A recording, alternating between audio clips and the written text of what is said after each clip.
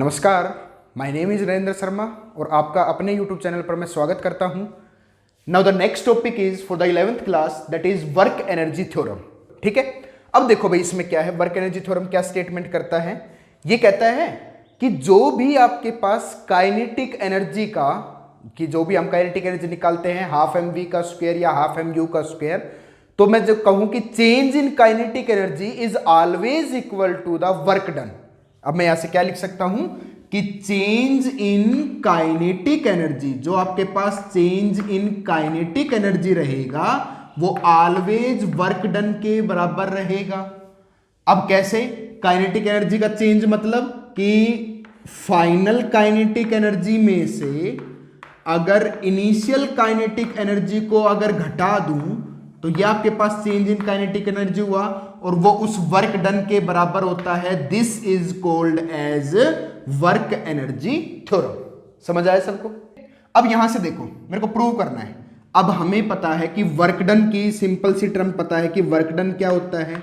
Work done होता है force into displacement, लिख सकता हूं दैट इज ds, लिख सकता हूं डिस्प्लेसमेंट। ठीक है, अब फोर्स होता है मास इनटू एक्सेलरेशन, सोल्व करता हूं। देन अब small amount of work done अगर निकालना चाहूं तो small amount of work done क्या हो जाएगा कि फोर्स इनटू में वही सेम ds रहेगा, बट फोर्स की वैल्यू पुट करता हूं। Then dw is equal to force हो गया मास इनटू एक्सेलरेशन इनटू में क्या हो गया ds हो गया। क्लियर है सभी को? अब यहां से अगर मैं देखूं एक्सेलरेशन जो होता है वो आपके पास क्या होता है, change in velocity upon time. That means मैं लिख सकता हूं कि dw is equal to mass into में एक्सेलरेशन को लिख रहा हूं चेंज इन वेलोसिटी अपॉन में टाइम और साथ में आपके पास है ds, that means displacement. Clear है सभी को? अब यहां पे एक चीज करने वाला हूं क्या कि dw इज इक्वल टू में m और ds को आगे लिख रहा हूं और अपॉन में dt, बात तो वही है, और इनटू में साथ में आपके पास कर दिया dv। ठीक है भाई, but displacement upon time, but displacement upon time आपके पास क्या बनाता है, वेलोसिटी। तो ये मैं लिख सकता हूं that is dw is equal to mass into velocity और साथ में आपके पास है दैट इज dv। क्लियर है सभी को? अब यहां से क्या करूं, ऑन इंटीग्रेटिंग, तो यहां से कर देता हूं ऑन इंटीग्रेटिंग। अब इंटीग्रेट करना स्टार्ट कर देते हैं, कहां से, इनिशियल वेलोसिटी से लेके फाइनल वेलोसिटी तक। चलो देखो, अब dw का इंटीग्रेशन कर रहा हूं, dw का इंटीग्रेशन किया टोटल वर्क डन तक 0 to w is equal to, integration कर रहा हूं इनिशियल से final, lower limit initial, final limit final velocity आपके पास आ गया that is mv dv। Clear है सभी को?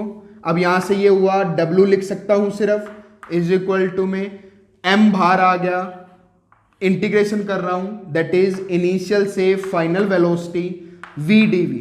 जब x dx का इंटीग्रेशन आपके पास मैं करता हूं तो होता है x स्क्वायर बाई 2, तो v d, अगर मैं यहां से, सॉरी ये v dv है भाई, यहां पे v dv, और अगर मैं करता हूं v dv का तो आपके पास क्या आ जाएगा v स्क्वायर बाई 2।